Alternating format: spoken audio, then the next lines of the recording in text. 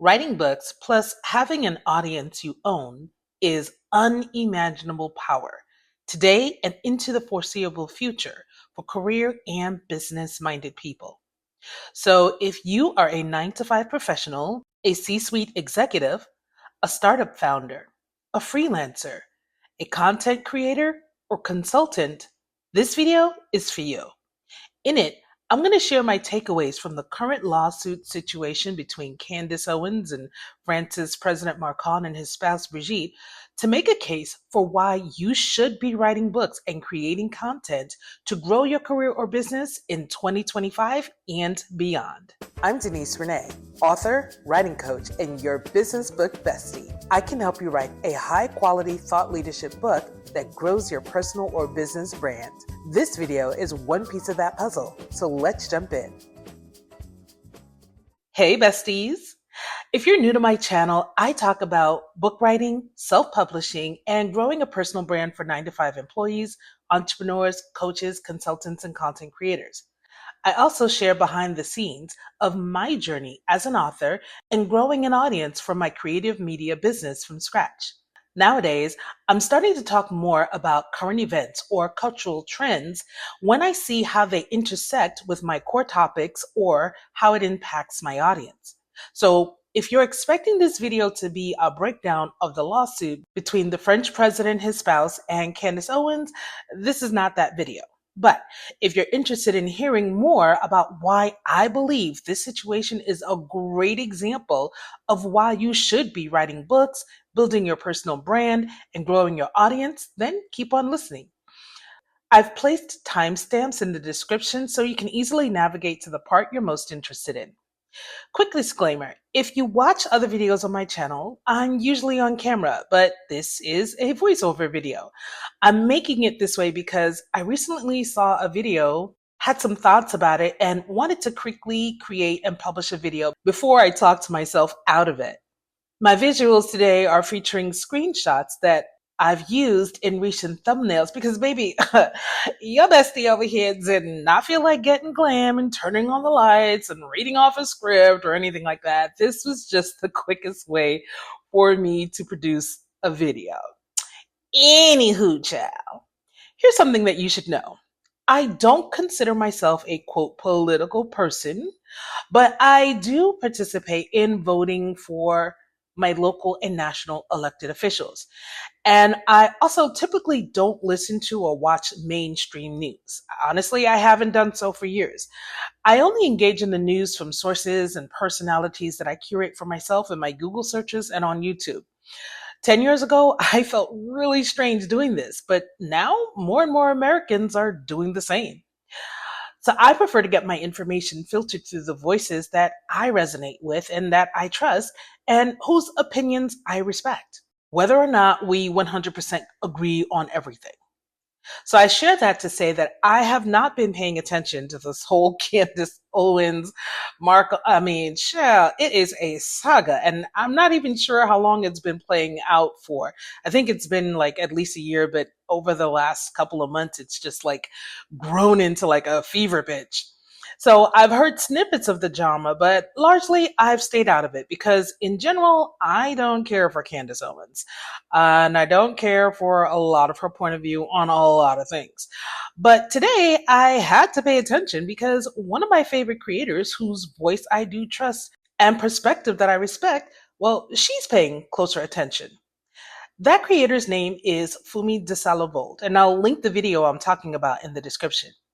Now, I enjoy Fumi's perspective on many things for a number of reasons. First, she's only 5 years older than me. She is a Nigerian-born woman who lived in America for about 20 years, and now she lives in England. She also made a little pit stop in the homeland of her husband. I think it's Norway he's from. Yeah, I think he's Norwegian. Or Scandinavian. One of them Scandinavian countries, okay? That's where her husband's from. And her love story is a very interesting one.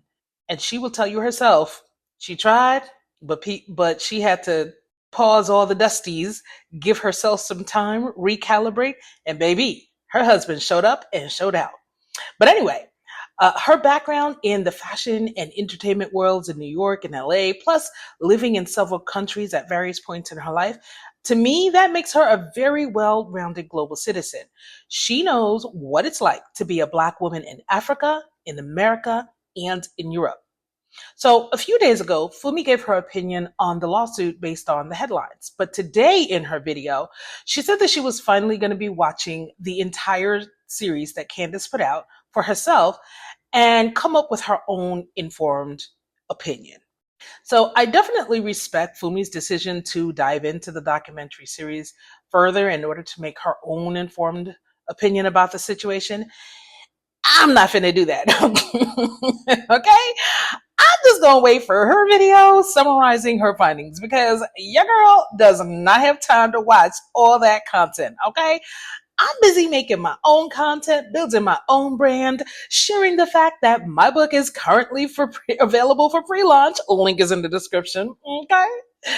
So all jokes aside, as I listened to Fumi's conversation in her video today with her friend about why this situation is such a big deal, several things stuck out to me that further fueled my dedication to writing more books, continuing to build my brand, and grow my audience. And this is what I'm going to talk about in this video.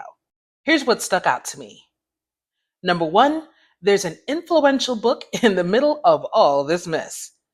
Number two, building a powerful personal brand garnered a personalized phone call from one of the most powerful men in history.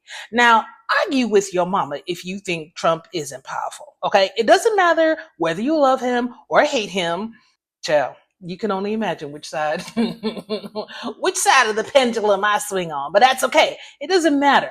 The man is powerful, okay? And he personally called her. And then my third observation is that owning your audience makes you uncancelable if you play your cards right. So let's talk about observation number one. There is an influential book in the middle of all this mess. Now, in the words of the great Mimi Leaks, now, is this a coincidence? I ask you, is it a coincidence? Shout out to all the Real Housewives of Atlanta drama that just recently wrapped up on season 16. But yeah, is it a coincidence that there's a book in the middle of all this? No, there isn't. The book is like the teaser of all the information. It's both the invitation to the party and the party itself. Okay, it's a place to go and to get all the information from all the research. And from there, it opens up the possibility for many more conversations. I mean, Candace basically took the thing and made it I don't know how many videos she did, but I think it was like 5 or 6 video series and whatnot. So you can get the book. It's available on Amazon if you want to dive deep. Of course, the author is making their revenue stream. If you want to watch the video series that Candace put out, you're going to sit through those ads, and that's another revenue stream. Not to mention, if Candace takes on any sponsors from brands who want to be in front of her audience, well, that's an additionally lucrative revenue stream.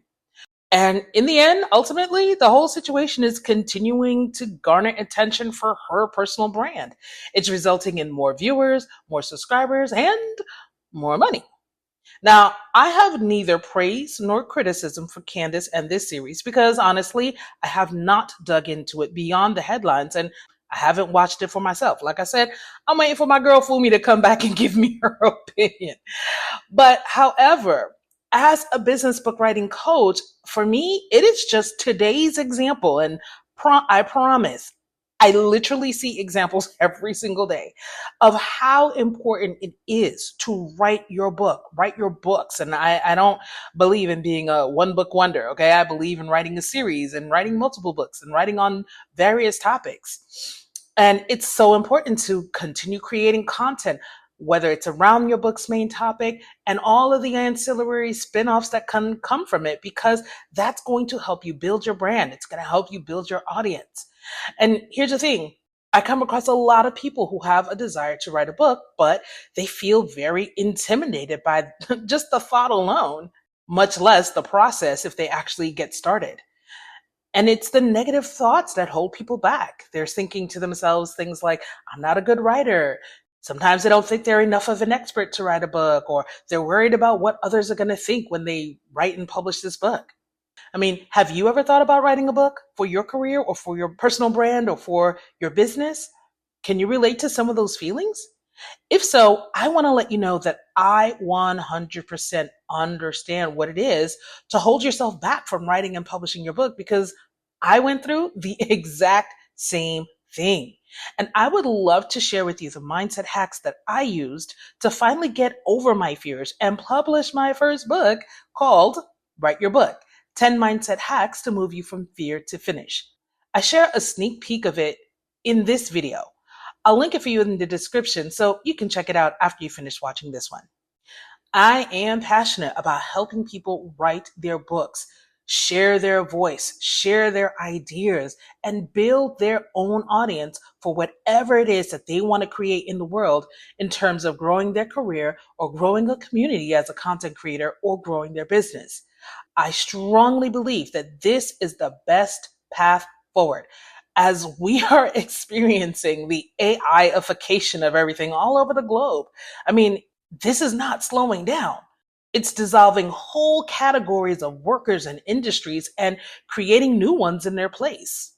And the people that I see winning are people with strong personal brands. And I'm always going to be the advocate for the fact that writing a book is a great way to help advance your brand quickly. So building a personal brand that includes book writing as a cornerstone in your content strategy is a proven path forward. It's not necessarily the easiest, and it's not necessarily a get rich quick thing, but it is a sure thing. One of the things I love about writing books is that it helps you to clearly present your point of view or solve a problem for people. And building your own audience with content helps people to know, like, and trust you better. And it becomes the foundation and bedrock for income opportunities to come your way. And I have more videos on my channel like this one that show you how you can monetize your book. So I'll link that down in the description for you to check out after this video as well. So now let's talk about observation number 2. For better or for worse, Candace's personal brand earned her a call from the current president of the United States of America. We all know that Donald J. Trump is unlike any of his predecessors in so many ways. But let's be honest, when does the quote unquote leader of the free world ever call someone personally to individually ask them to stop what you're doing because you're messing up relations between the USA and another country? It doesn't happen, except it did just happen. Okay, I'm not sure exactly, how long ago it was this happened, but it happened. I mean, imagine your personal brand reaching the right eyeballs and ears of influencers, of powerful influencers in your sphere, and they slip into your DMs. They book a call on your Calendly. I mean, that is the power of a personal brand. Again, whether you love him or hate him, whether you love Candace or you don't, it doesn't matter. You cannot deny the power of her personal brand. Getting this man off in a fluffle on the phone with her. Enough said. So let's move on and talk about my third observation. I mean, who gonna check her, boo? Okay. Yes, I'm watching all the comments. I'm going to be honest. I did not watch the Real Housewives of Atlanta Sweet 16. I just watched all the commentators that I like talk about it. That was more entertaining to me than actually watching the show because everybody was like, oh my God, this was the worst season ever. But anywho, yeah, in the words of the great Sheree Whitfield, who gonna check her, boo? Who is checking Candace? Who is going to cancel Candace? All right. Owning your own audience makes her uncancelable if you play your cards right. Now, I'm going to take this moment to be really honest about my feelings about Candace Owens, and this is just my opinion. Now, number 1, we're both Black and we're both women. Number 2, it is very highly possible that she could be related to my family because we're both from the Virgin Islands. And that's pretty much where our commonalities end. Okay, like I said earlier, we do not agree on many things. Okay, I do not share much of her political ideologies. I do not like how she can be really disrespectful. And I'm going to make this distinction. I think she can be really disrespectful to FBAs, foundationally Black Americans. Okay, so the people, I call them my cousins because my family, like I said, is from the Virgin Islands. And even though I was born in the United States, I am a United States citizen and I consider myself American and I consider myself Black. But culturally, my family's roots are not here. So I cannot consider myself African American. I consider myself West Indian American. And I know the diaspora was, oh God, I am so exhausted. All right. But I respect the fact that West Indians do have their own distinct culture, from island to island. And I respect the fact that African Americans, my cousins who were dropped off here, they developed their own culture. And that culture seeded much of what we consider to be American culture. Now, this is not what this video is about because I can go on. But I respect African Americans and their contributions. And like I said, I feel like a lot of times Candace, some of the things that she says and or the way that she says them is highly disrespectful to this group of people. And while Candace and I both call ourselves believers in Jesus Christ, I think that much of the way that she publicly lives out her Christianity is exactly why many people have a problem with Christianity. And I'm just going to leave it right there. However, and on the other hand, in spite of all of the things that I don't agree with, I can still respect the fact she is a very smart and articulate individual. And I respect her work ethic. I also respect the fact that after a very public controversy and firing from a major platform, aka the Daily Wire, she turned around and grew her own audience across several platforms, most notably YouTube. And recently, I think her YouTube channel gained like 1 million more followers after her coverage of the Justin Baldoni Blake Lively saga. So honestly, she was perfectly positioned to bring to the forefront an issue that the French people have been talking about for a while, and it's been, being suppressed over there, to the English-speaking world's consciousness. Now, my understanding is that Candace apparently started talking about this whole situation like about a year or so ago, and she was doing so based on what other French independent journalists had worked on. I will say that I did watch the first 20 minutes of the first video in her series. And she said that most of those independent journalists passed away under very questionable circumstances. And the most prominent person who remains is a man named Xavier Proussard, I think. I'm sorry, I hope I didn't mispronounce that. And he had to leave the country, and that could presumably be the reason why he is still alive. So Proussard's work is the basis of Candace's series, and the book and the video series and podcast series, they all share the same name, which I think is absolute brilliant marketing. Now, Candace also has a presence on Apple Podcasts, Spotify, Rumble, and she has her own website. And the series has well over 23 million views on YouTube alone.